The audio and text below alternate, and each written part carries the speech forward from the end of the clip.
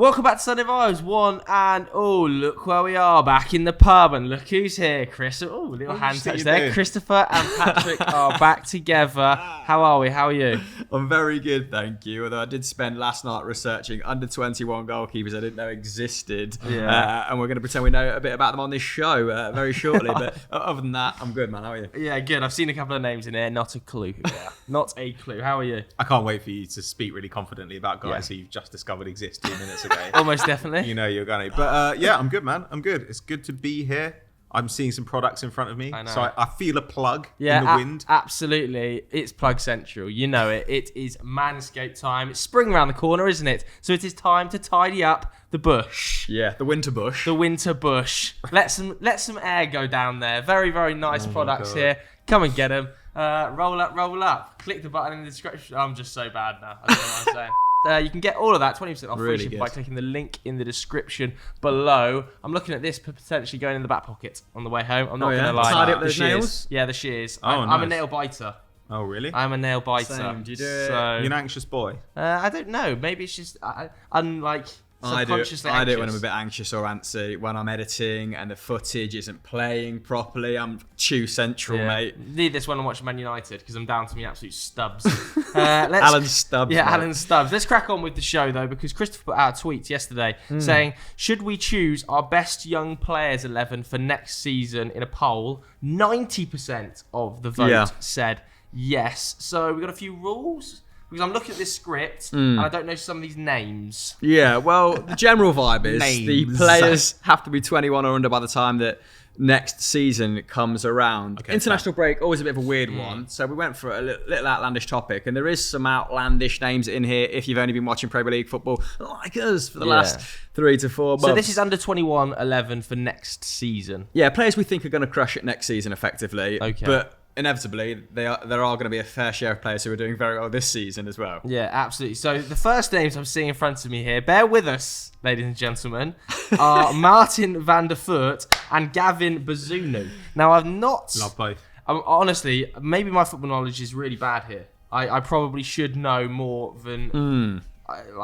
what I do, which is nothing. Well, young goalkeepers, exceptional young goalkeepers are quite rare, aren't they? Yeah. Martin van der Voort sort of cropped up on my radar last season when he finished as Genk's number 1 goalkeeper. Reality has bit him on the arse a little bit this season. So he's their number 1, 32 league starts, but his numbers have come a tumbling down and Genk find themselves in 8th, which is unusual territory for them because they finished 2nd last campaign. But he is facing lots of shots. He's made the 8th most saves in the league. He's a very modern goalkeeper, so does a lot of defensive actions outside the box, and his starting position is quite far up the pitch. So I imagine that is appealing to a number of top-end managers. You have to be like that as a goalkeeper in the modern day, though. I think that goalkeepers that stay on their line and just interact only in terms of shots are a dying breed. Although David De Gea is having a better season being more conservative.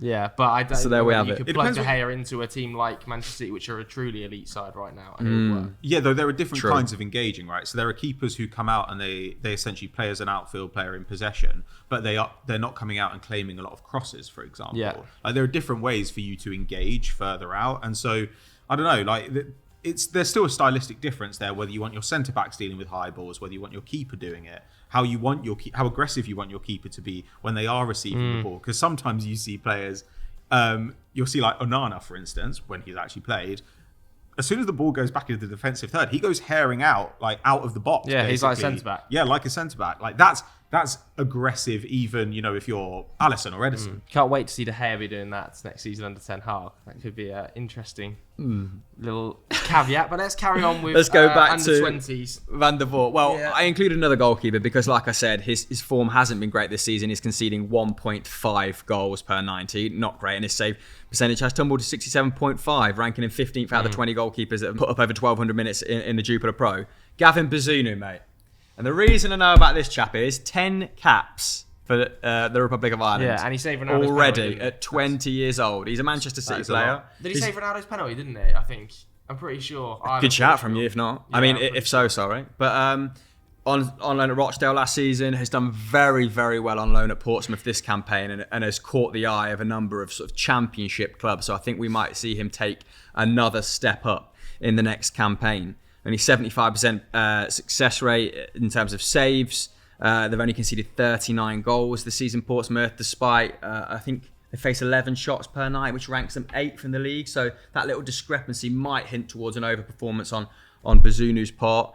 But yeah, to be an established international goalkeeper at 20 is very, very rare. And it looks like Manchester City in that position with Zach Steffen and now Gavin Bazunu after Edison. They have decent depth there. I imagine he can be recalled to be third choice at any given moment. Yeah, I'm not going to lie. It's hard to find young goalkeepers, isn't it? Because goalkeepers don't really mature until later in life. What about Meslier? Will Meslier still be 21 at the No, doesn't qualify. Just about. Oof. Because he is the outstanding young goalkeeper in the Premier League, At for current, sure, isn't he? He's a regular in the hardest league in the world at a very young age, playing, well, under Bielsa, he was playing in a quite very dynamic demanding team, system.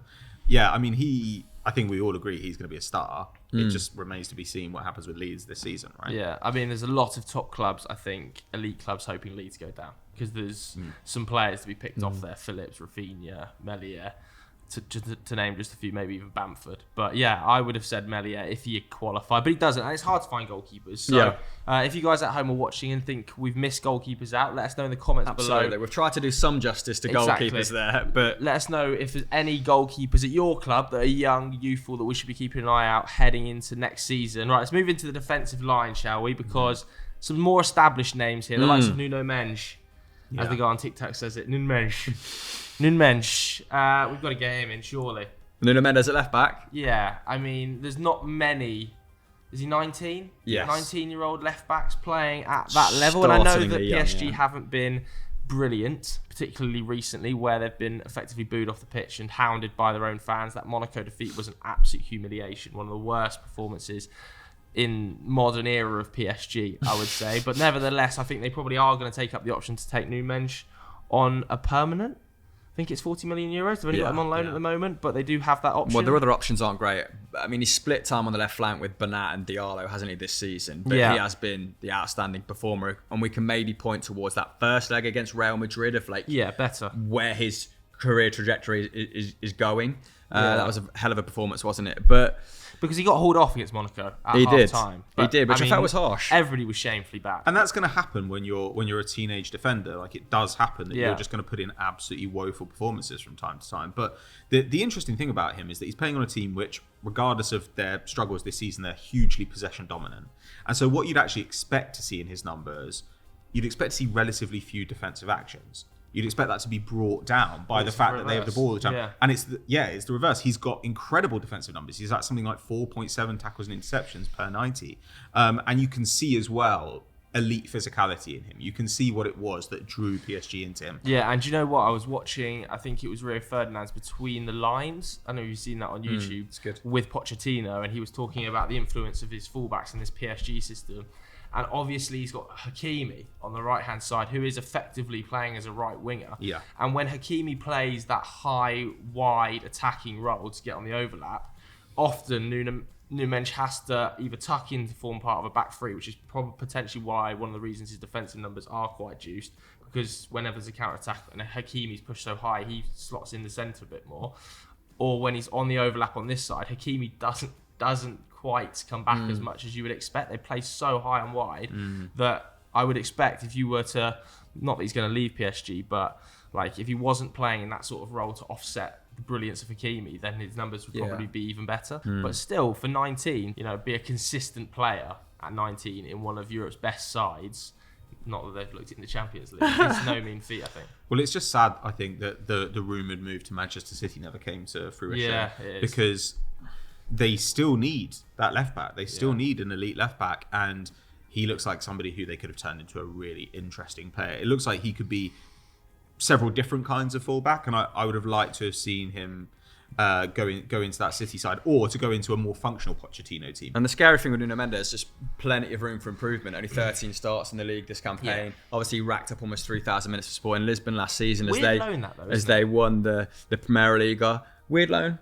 Yeah, it's a weird. I think that's a bit of a weird loan because it's only obviously one of the highest rated. Balance the books in some way, shape, or form. Because one of the highest rated young fullbacks in the world, and you're loaning him with an option to buy, not even an obligation. But I think they're anticipating it will just be like a balancing the books thing, because obviously they've got Di Maria's contract up this summer. Like they've got probably some more big free contracts handed out this summer, I think we can assume, but obviously Mbappe out the door as well. Like so it might be an easy way for them to do it, or even it might be a thing where Sporting were kind of like, we need that money next year rather than this year. So we're going new mentions left back. We've got any other alternative shouts? Yeah, I mean, we can briefly touch upon Aaron Hickey. A little bit of controversy around him at current because he refused to join up the under-21s 3 times and has now gone straight into Scotland's senior squad for the upcoming match against Poland, although has fallen ill, so it remains to be seen whether he'll make an appearance. Of course, Scotland absolutely stocked to the 9s down that left-hand side with Kieran Tierney and Robertson. Why is that all they produce? I'm not quite sure, but he can play. Aaron Hickey can play, like I said, right back or central midfield. Already 62 top-flight appearances to his name. Like, some of his underlying numbers aren't great, but he's a young kid, like 19, getting lots and lots of minutes in Serie A, and that definitely counts for something. Bologna, very middling side, aren't they? I think they're currently 12th, going for a pretty poor run, 1 win in the last 5. But he's contributing a decent amount. I think it's 5 goals and assists in 26 starts, or maybe 26 appearances. First Scottish player to score in Serie A since Graham Souness, like 35 years ago. How insane is that? That is good. The thing is with young fullbacks, I think you just have to temper your expectations, Always, right? yeah. Like, because another name you could put in here is Nuno Tavares at Arsenal, who is absolute like chaos in boots at the moment. Man. But you look at him and you're like, my God, like this guy, when this guy has a lapse, it's so bad.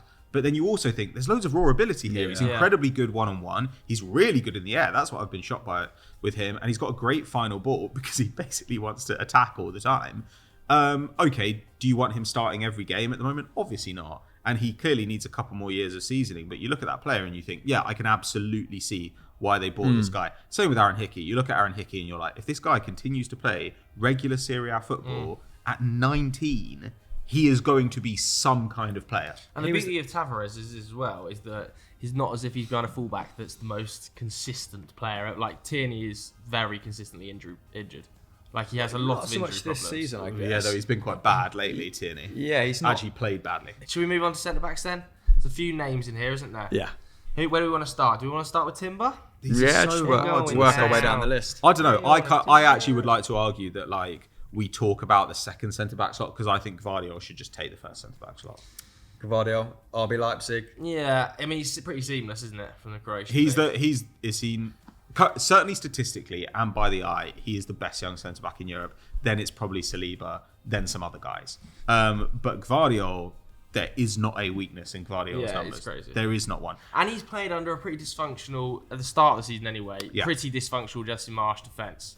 Yeah, that didn't know what they were doing. Were they pressing high? Like they was all over the gaff. So and it's been amended straight away by Dominic Tedesco. And that makes his numbers even more impressive. His passing is outrageous, and you see him bursting into the box in open play and stuff like. Yeah. I mean, I understand why some people would not want that from a defender, but he's essentially playing like an Eredivisie defender in the Bundesliga. Yeah. Which is, from the point of view of entertainment, centre-backs are rarely entertaining. Yeah. Gvardiol is. But to great effect as well, because I think it's 5 goal contributions, which is the same as Youssef Poulsen. I think Poulsen's got half the minutes he has, but Poulsen is a forward.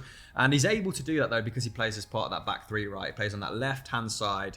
So there is guys there who can cover him, isn't there, in RB Leipzig's team? And he gives him a little bit more freedom to show off that array of passing, which is truly, truly impressive. I wonder whether or not back 4 supported defences though across Europe, which is the majority of elite sides right now, Man City, Bayern, Liverpool, might look at Gvardiol and go, do we want to risk him? We haven't seen loads of him in a back 4. Do we want to risk him coming straight into a back 4? Or does a team like Chelsea, who are going to be losing a load of centre-backs in the summer, potentially, Christensen's out the door, Rudiger's not going to sign that new deal, plays on the left-hand side of a centre-back partnership that is extremely progressive. The amount of times you see Rudiger driving with the ball. He draws a lot of comparisons with Rudiger. I think he's more comfortable on the ball than Rudiger, though. I think it's probably more likely he joins a team that have got a structured back 3 system than a back 4 playing side that would be taking a risk on him, having not seen him play there. That's fair enough. And he's still early in his career in a top 5 league,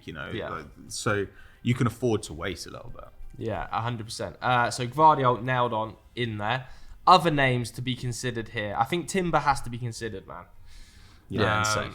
just like when we talk about Gvardiol being comfortable on the ball, Timber is just like so comfortable on the ball. It's like he could almost play in central midfield at times. Jude Timber, I think he is that good on the ball. But again, he's playing in an Ajax team that have probably the highest percentage possession of any team in Europe. Roughly, it's like upwards of 60% average possession. It's almost 70. I think it's 68. Yeah, like he's averaging 80 passes a ridiculous. game, isn't he, as a centre half? So in that role, you have to be comfortable on the ball. And in the Eredivisie, you get more time to play on the ball and you can be progressive. Like you said, you get a lot more fun centre backs. You can carry the ball into midfield like Timber.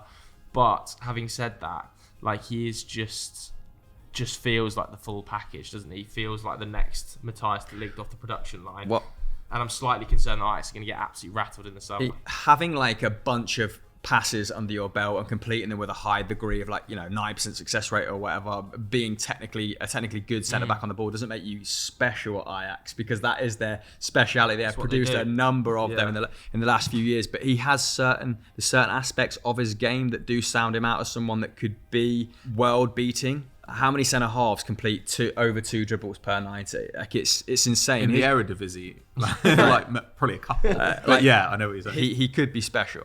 But they always find new people. They always find new people. Yeah, they do. Like I know what you're saying. Like they could get turned over, but there's always people kind of like Floating. either going to Ajax or coming through Ajax's academy, and for every like De Ligt who leaves, then you're like, oh, there's a Per Schurz or there's a Kikpuri or whoever it might be. Yeah. Like they're just always people. My worry cropping up. about him is, though, this summer in particular, is it's very hard to forward plan without the correct hierarchy structure in place. To lose Mark Overmars in the manner they did was a big blow. To then 4 months later potentially, and they are going to lose Erik ten Hag and Michael van der Graaf. Like they are going to lose pretty much all of that structure. Then they're going to lose Mazraoui, Tagliafico, and Nana's going.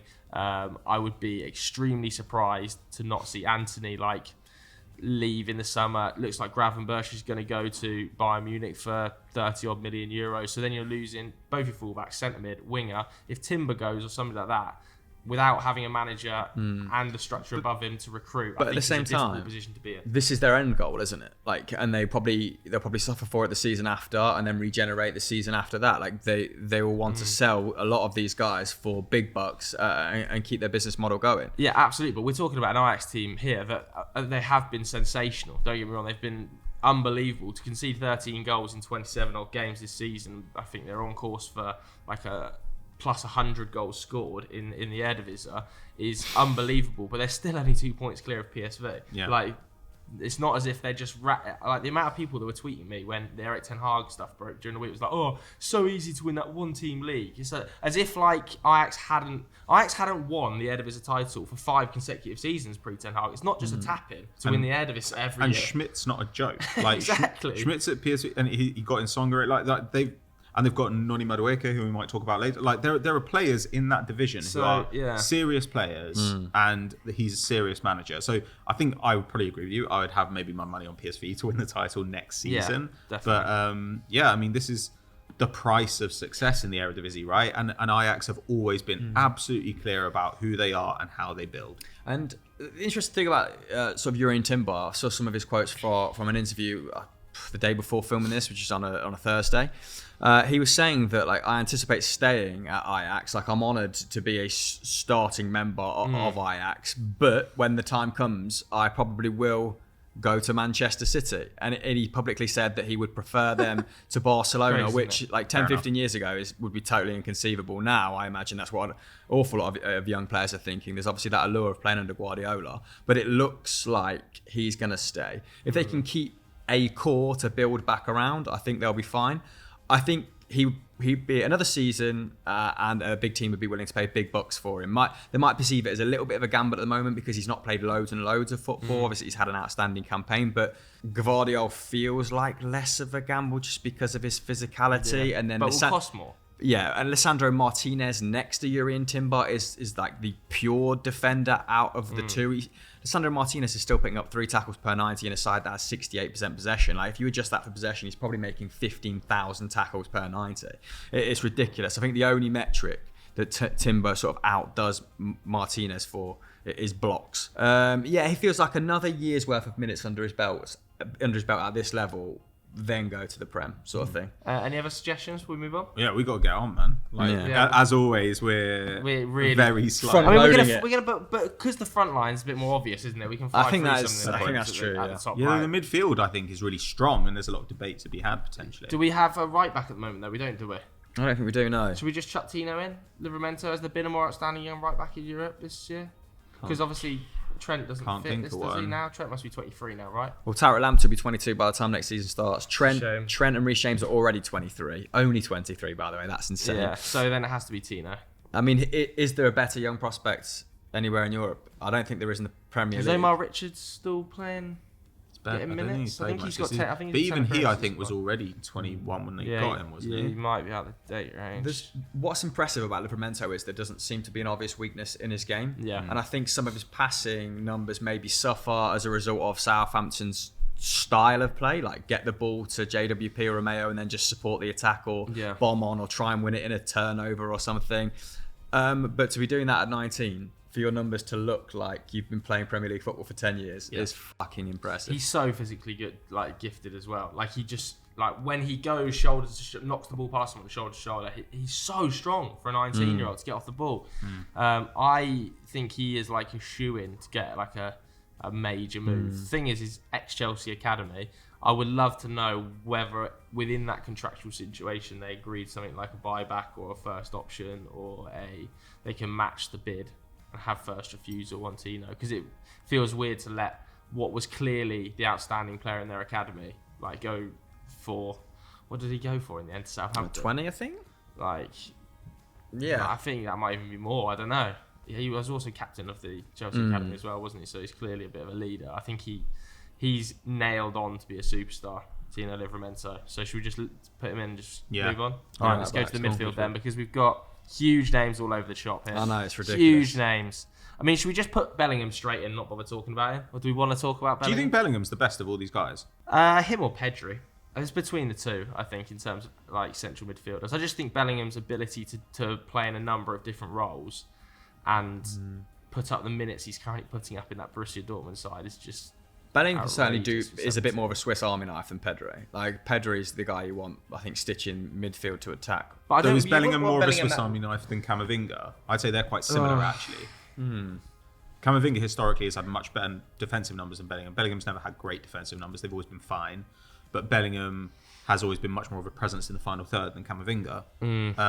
That said, neither one of them is really that much of a presence in the final third, ideally. Like, especially we've got Pedri or And I Gravenberch. still haven't seen.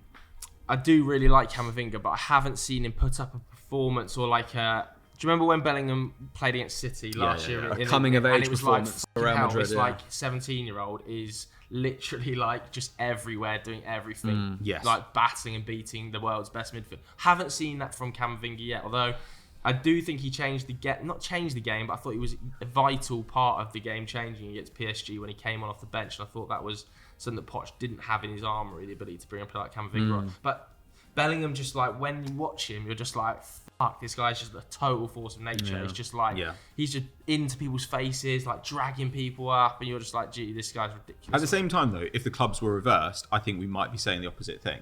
Like, Yeah, I think true. Camavinga suffers here from having gone to Madrid, a club which is, like quite backward, quite stupid, quite nostalgic, like who don't really think intelligently about how to develop their midfield and haven't developed their midfield as a result for over half a decade. You would hope that if he were at Borussia Dortmund, I think that he'd be playing all the time in the same way Bellingham plays all the time. Now that's not a knock on Bellingham. I'm just saying that it sucks a little bit that we're not seeing more of Camavinga. And I did see Bellingham linked with Madrid this week. And I Really? thought to myself, Strange. Boring. now long-term double pivot of Camavinga and Bellingham is about as good as it could possibly I be. could I was see it just being about to Tchouaméni. raise the question of what is the complexion of our midfield. If we go for a 3, there might be room for these guys to play with one another. There's an argument for putting Camavinga and Bellingham together because then Camavinga is more of a natural sitter, but it means when one guy goes, the Pedri other in guy front. doesn't. Yeah, and then Pedri in there as well, because I think Gravenberch is much more of a final third guy. Big creative numbers, good dribbler, but has he done anything on the level of Pedri yet? No. He may well end up at that level, and he looks like he's going to Bayern, so the smart money would be on him doing it.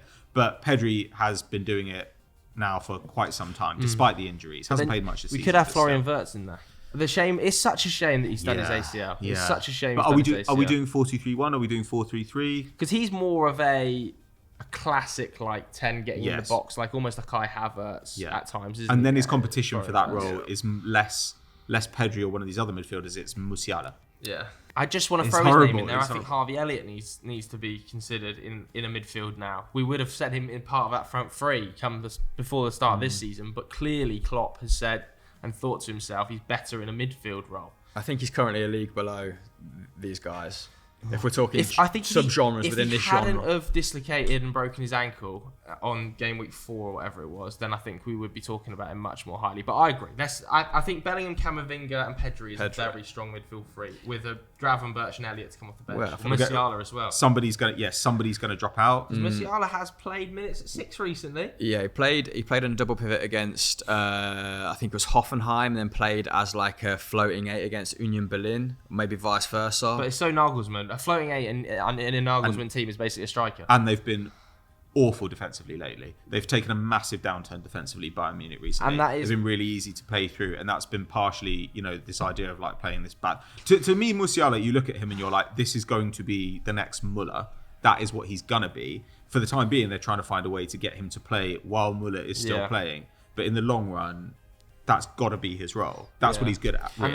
And the fall off has also partially come from the fact that Nagelsmann is trying to get a seeming 10 forwards on the pitch in an 11-man team. It's like Koeman, Gnabry, Sane, Muller, Lewandowski, like Musiala. Yeah. How many can we fit into the attacking system at once? It's real Guardiola shit. It's just nuts. Yeah. So I think Musiala maybe not quite there yet, but is outrageous. There's a few of these players that we've mentioned that just aren't getting the minutes that the likes of Pedri, Bellingham and Camavinga's not, but maybe we'll make an exception for him just to bring some defensive presence to the starting 11. But I think Musiala and Harvey Elliott are two of those players. Only 11 starts this season for Musiala, although he has got 8 goals and assists, which is pretty impressive. But I would say when we get into our front line, a thing we might want to consider is also the fact that Musiala, amazing numbers, but he is playing on a team which is going to see those numbers rise. And we've seen that in the past, especially not just with Bayern, but also with Nagelsmann. He has the capability to do that. Whereas something you might want to take into account with, say, a Saka is obviously that Arsenal have not been that consistent. Even Haaland's gone out injured, comes back, immediately bags a ton of goals. Vinicius has been one of the, I'd say, along with Benzema, it's basically been a 2-man team at Real Madrid this season. I don't think they've been very good at all. My little pitch there was to bring Musiala back into the midfield for consideration because of where he's recently been playing. But I think discounting, I think that's reasonable. Right? Move on to the front three. I think Saka has to probably go on the right. Him or Wirtz. Wirtz has played off the right. But I think we can. Let's just, in order to get names in, let's discount Wirtz because of the injury. Because he's out for a year. Well, that does make life easier. Because exactly. Because he's out for a year, and we're talking about this being the team of 2022 to watch. Sure, but I also think we could make the argument that Haaland, Saka, and Vinicius Jr. are already dominant players on their sides, and it might be worth to discount them entirely and find another 3 who could actually, break through next season. Because then I think Wirtz deserves a shout. I think you could actually argue for Martinelli over Saka at that point because he's still. When he plays, I still think he actually looks like Arsenal's one of Arsenal's best players, or even their best player. But he is not a dominant player yet. He's taken huge strides forward this season. But then we'd have to revise some of our decisions in midfield as well, wouldn't we? That's a fair point. Yeah, that's a fair point. So maybe... All right, well, let's just leave it then. Maybe that's our front 3, but then we spend the rest of the show putting some shine on players who are going to be challenging them for a position in this hypothetical lineup moving forward. Do we want to go that quickly? I think there's arguments to be made. I know he's had horrendous injury problems this season for Ansu Fati to be watched next season over Vinicius. Given that Mbappe is joining that side, Benzema is still going to play the majority of minutes. I think that... I don't know, after 31 goal contributions from Vinicius, that you'd be hard-pressed to... I absolutely love Vinicius. I think he's sensational, but I could see his numbers flatlining slightly next season with the quality of player coming into the club. But even when he hasn't been putting up big end product during his time at Real Madrid, and actually generally his underlying numbers have been good, he's still such an unbelievable one-on-one threat. Yeah, he's outrageous. When he plays badly, it's kind of like Jack Grealish having a bad season at Man City this year. He's still incredibly instrumental at getting them into the final third and then getting them from the final third into the box. So you're always getting something from Vinicius. He's also incredibly hardworking defensively. Like he pretty much always leads that side's in pressures, with the exception of Casemiro. Yeah, and don't get me wrong. I love Vinicius, but I think if this is our under 21s to watch next season, I'm more interested in watching Fati in a Xavi system, of how that team develops with him in it, alongside a Pedri, and now we've got Aubameyang, and they've also got I even think, despite his lack of coming minutes, there's probably still an expectancy for Fati just to be like one of the world's best still coming back from injury. So if we're going to really tap into the two watch, pre his injury, we're talking about him being like the most exciting young talent in world football, arguably. And with like talking now, I love Vinicius, but I just think that the what team do I want to watch next season is probably I'd rather watch Fati at Barcelona under Xavi, with Ferran, with Pedri, with Gavi, Nico, or this kind of core that's being built, than Vinicius, Mbappe, and Benzema, which is obviously going to be fantastic. Looking at the context, looking at the scenario around it, and I was thinking last night when I was scripting this, an interesting development that could happen over the summer is Adeyemi to a club like Liverpool. I was basically just watching highlights of him, looking at his numbers, and of course he has been their main goal threat, hasn't he, this season? I think it's 17 goals and assists in 19 starts, if memory serves me correctly. He's carried that form into European competition. I think it's 4 goals and assists in 8 Champions League starts. They're on a domestic front, obviously gunning for their 9th title in a row, so you have to take those numbers he's producing in Austria with a pinch of salt. But was so impressive in the group stages of the Champions League, and was as much a threat in one-on-one scenarios in the Champions League as someone like Vinicius Jr. Searing pace, unbelievable ball control, great timing of his runs. And I was just watching him last night and I was just thinking, this guy would be frightening at Liverpool. I just think he'd be disgusting there. Yeah. And that's the thing as well, about Salzburg, what they produce is guys with outsized game IQ for their ages. And Adeyemi, you see it, and you see it with Brendan Aronson as well. These are guys who look like they can absorb complex tactical systems at a really young age, because that's just the way that RB build. I mean, a name I'd like to throw in as well as a competitor here is Elise. I think Michael Elise. Love Elise. Okay, he's not much of a starter actually this season. Is he young enough? Yeah, he's just 20. He just turned 20. He turned 20, I think, just before Christmas or somewhere around there. Nice. And you can see that Vieira is aware of that age and is managing it. Because I think he's only got something like 11 starts this season. I think he's only just ticked over into 1,000 minutes. Lots of sub minutes. So you do have to take numbers with a pinch of salt. But sub minutes for Crystal Palace, not the same as sub minutes for, an elite side. And last time I looked, he was 4th in the Premier League for progressive carries per 90. The 3 guys ahead of him were all Man City guys. It was Grealish, Laporte, and Bernardo Silva. Passes into the box, incredibly high, over 2 a game. An incredible chance creator as well. Big one-on-one threat, great intensity. He's also in that rare position like Saka of being comfortable cutting in off that right side. I totally agree. That was so rare. Yeah, those players, I don't know why they aren't as common, but they are not as common. And this is a guy who's been courted by France and England and Nigeria and Algeria. He really reminds me of Riyad Mahrez when he first came to Leicester, and he comes in on that left foot and he goes and then he shapes and fakes and then comes back onto his right, his ability on the ball for such a young player. And obviously he's gone to France in the 21s, and I think maybe I said this on Teams or something, or maybe last Sunday vibe. I think it's an absolute disaster if England don't lock down Michael Elise. I think there's actually a dearth of quality right wingers in that England squad. Behind Bukayo Saka, I think you're asking people to play out of position. Or like Foden. And Sterling. I wouldn't describe but Elliot can play there, Foden can play there. But they're all square peg hybrids. round holes a little bit, whereas Elise, I think his best role is on the right, coming in off the left. That's fair. And I've pitched him as I think Man United should be all over Elise, looking for that right wing role. Obviously, the absence of Mason Greenwood now. Edinson Cavani's leaving, Lingard's leaving, Martial's potentially leaving. There's forward holes all over the place.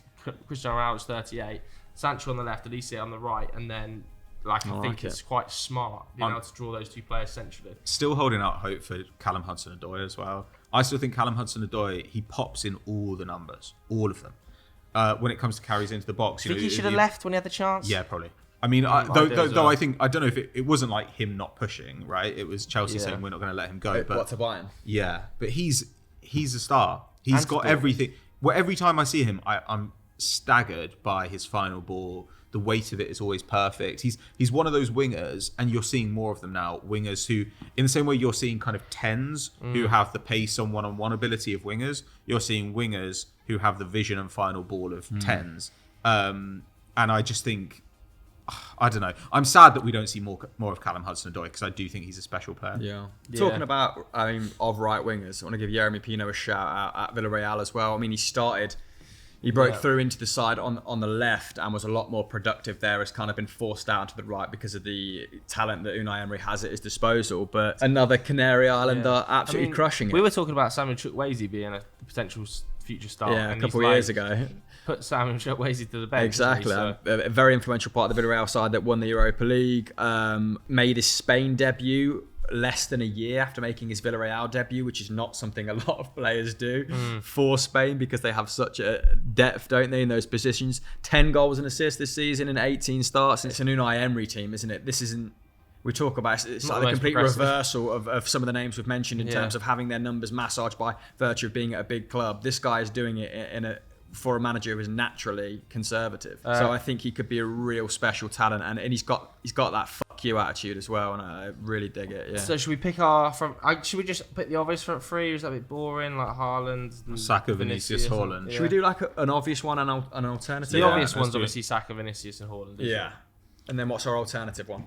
Well, the centre forward is difficult. Yeah, it is. Because there's not a natural... There is a huge dearth, and that's a problem for a lot of teams this year that are looking for like the next. That's why Broge is going to be worth money in the summer, I think. And that's why like Man United need a striker, Arsenal need a striker, like Juventus probably going to need it. Well, they actually Vlahovic. They got Vlahovic over the line, didn't they? But it's all January, I forgot about it. It's all guys where you're like, maybe, or someone like Jonathan David, who looks like he needs more physical development. Someone like Isak, who's had a kind of down year. Somebody like Darwin Núñez. Scamacca, who no one's entirely sure about. Darwin Núñez is a huge risk. Darwin Núñez. So when you mentioned wide players that can also kind of play as 10s, we missed Noni Madueke there, who's progressed really, really nicely, hasn't he, in the Eredivisie this season. So shout out to him as well, because 14 goal contributions in all competitions this season.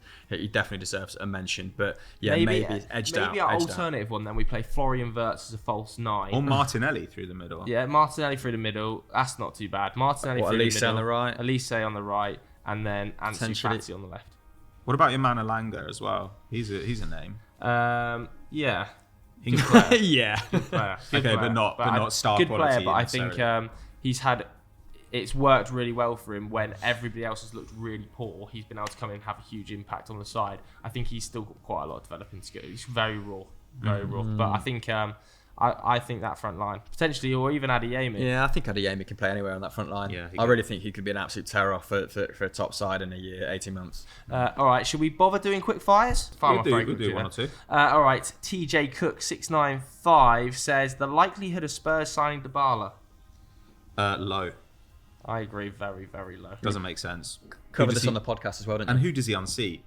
Like Kulusevski looks like exactly the right sort of player for them, and actually, the long term, not successor to Son because he's going to play on the other side, but you know what I mean. A guy in that wide position who's creative, who's a goal threat, who's direct, also an pacey. enormous physical threat. Yeah. Son has been the dominant pace and power player of the Premier League over the last 5 years, in my opinion.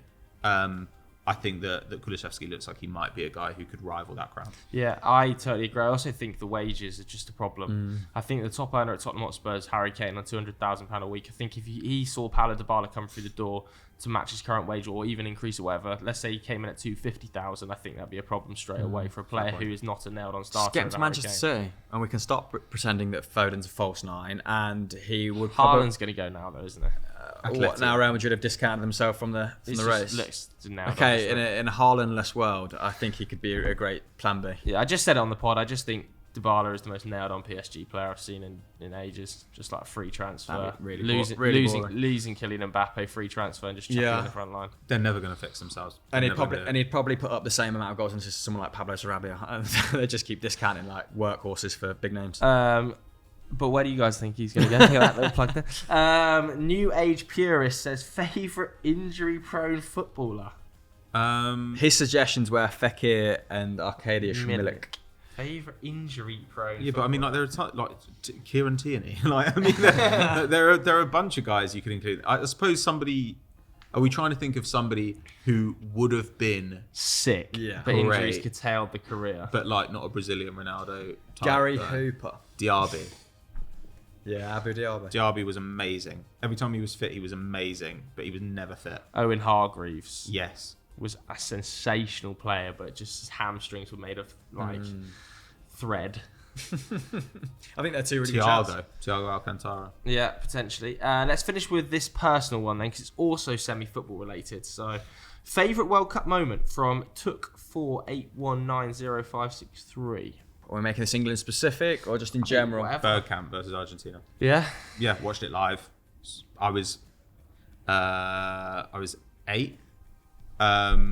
Unbelievable pass to him. Like takes it down, perfect touch in the back of the net. Massive goal against a massive football side. It was a great World Cup tournament actually for the Netherlands. That Netherlands side was absolutely out of this world. I mean, that just that's and it was my favourite player who played for my club, who played for the country I supported. Like everything kind of lined up at the World Cup in a big match. Yeah. Great. I think other than Rooney, was it 2006? Like that was his first World Cup because he broke through Euro 2004, didn't he? Where it was just insanity. I actually think Trippier's free kick in the semi-final of World Cup 2018 was it? You all went just for because that was like that was the moment, wasn't it? That was like the moment of pure joy, ecstasy, and hope. World Cup semi-final, free kick, meltdown. So probably that moment because it hasn't got any better ever, and it wasn't ever that good before. Okay. So that was the pinnacle. I'll do non-England then, and I think I might have said it before, but just the 2002 World Cup. I mean, I was only very young, but I can remember falling in love with football in that tournament and falling in love with Brazil, and then years later just realising how incredible it was for Ronaldo to win that tournament and be the top goal scorer after like the horrific injuries he'd faced in the previous 3 seasons. He had not played a lot of football at all going into that tournament, and it was sort of. Looking back on it now, I'm glad like he left his imprint or legacy that way on the international stage at that tournament because it was very unfortunate at club level, wasn't it? Absolutely. All right then. And didn't reach those heights again, but That wraps up Sunday Vibes pretty well, doesn't it? Anything you want to plug? The podcast. Podcast is always good. We talked a little bit about some free transfers. We talked about what Barcelona are exactly aiming to do under Xavi. Now that it looks like Franck Kessié is going to be joining them. We also talked a little bit about Dybala, some more detail on that, linked with Arsenal, Atleti, Inter, Spurs, United. It was a good one. Yeah, it was. Have anything to plug? Go over and watch Snapchat. We have 2 Snapchat channels. One that we've called We Need to Talk, which is just called the main channel. No, Football Daily now. Oh, it's just called Football Daily and Transfer Talk. Zach, Oba, Joe, I occasionally do it, produce content for Snap, and it's doing pretty well. So go and subscribe. Yeah, absolutely. And as we said at the start, if you want to get 20% off all Manscaped products and free shipping ahead of spring, make sure you click the link in the description below. All good stuff over there. Yeah, thanks very much, lads. We'll see you there. Bye.